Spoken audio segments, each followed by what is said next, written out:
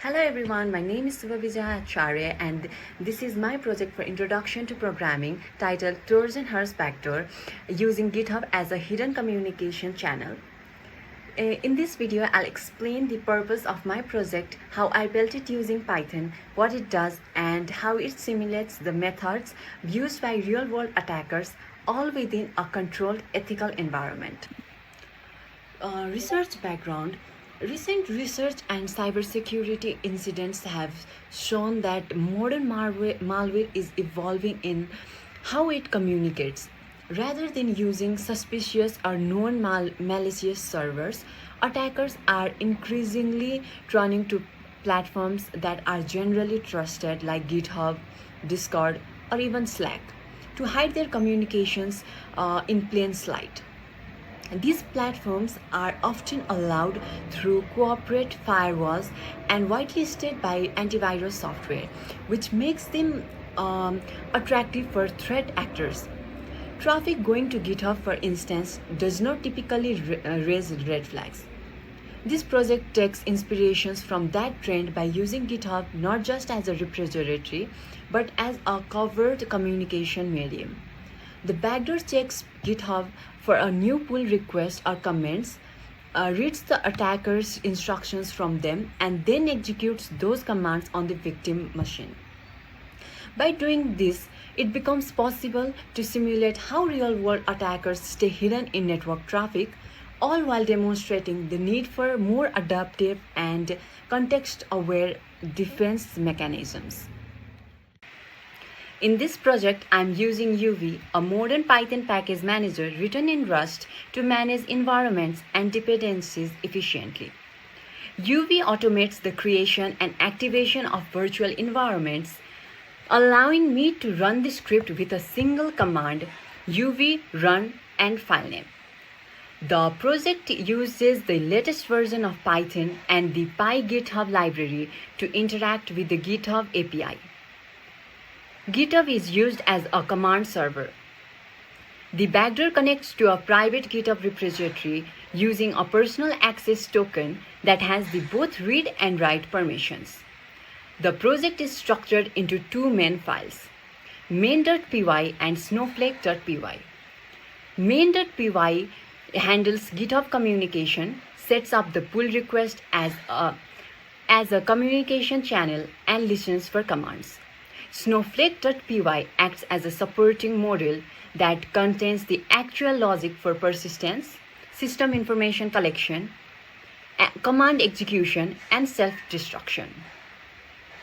Before deploying to a target system, the Python script is converted into an executable .exe for Windows. When executed, the script generates a unique identifier for the system, gathers key details like IP address, OS version, host name, and username, and checks if it's running for the first time. If so, it achieves persistence by copying itself to the AppData directory under the name Windows updater.exe and adds a registry entry under the Windows registry so that it starts automatically on system boot. After setting up the script, creates a new Git branch and submits a pull request containing a placeholder file. This pull request serves as a command and control interface, where the script constantly checks for new comments. When a comment is posted, it's interpreted as a command. So let's go through all the commands. First, cmd. This command allows remote execution of terminal commands on the victim system. It must be followed by the command you want to run. For example, posting cmd whoami will execute whoami on the target and respond with the output as a command on the pull request. This enables remote cell access directly through GitHub. Secondly, ls. This command is used to list active agents. When triggered, it responds with basic system information like the agent ID and the IP address, confirming the system is still active and communicating. Then terminate. This command stops the execution of the script immediately. It's useful if suspicious behavior is detected or if you want to shut down the agent without deleting it. Once terminated, the script exits the process and stops checking GitHub for new instructions. Self-destruct. This command not only stops the agent but also removes all traces of its existence from the system. It detects the copied executable from the app data directory and cleans the registry entry to ensure it does not persist on reboot. This is useful for cleaning up the system entirely after use or if there's a risk of malware being discovered. All commands are handled in a loop and every action or response is logged back to the pull request through comments, effectively turning GitHub into a fully functional yet steady remote command interface. This project demonstrates how legitimate platforms like GitHub can be repurposed for command and control and how Python can automate system, control persistence, and covered communication with minimal footprint. Now, let me present you with a short demonstration. So now, as you can see, the victim has come online. When the victim is online, it gathers key details like IP address, OS version, host name, and username. It creates a new pull request in the repo. Now let us execute a window terminal command in the comment. So if we type cmd.edir and comment, it gives us the following output. Now let us see another command, cmd start. If you execute any URL it can execute any URL in the victim's systems like cmd start. Now let us start YouTube in the victim's system.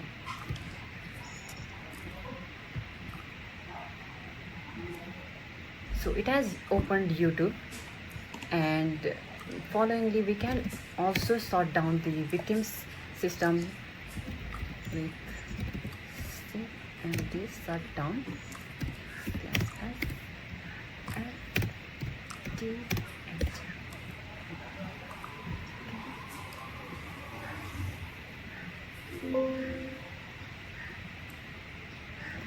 So the victim's system has been shut down. The backdoor worked as expected. It established a reliable connection, received commands, executed them, and stayed persistent on reboot. This is how a simple Python script can make a dangerous backdoor. The main objectives of this project were centered around understanding and simulating how modern malware operates in the wild, but within a safe and a controlled environment. First, the primary goal was to develop a working Trojan backdoor using Python. This involved writing code that could steadily run to a victim machine while waiting for further instructions. Secondly, I aimed to control this backdoor remotely, not through traditional command and control servers, but by using GitHub as a communication channel. This idea was to leverage GitHub pull requests and comments to issue commands, making it harder to detect since GitHub is a trusted domain. Third, I added advanced features that are often seen in real-world malware, such as executing system commands, maintaining persistence after reboot, and the ability to delete itself to avoid detections. And finally, the broader objectives was to replicate how modern malware blends into normal network traffic, all within an ethical and isolated lab setup for educational and research purposes.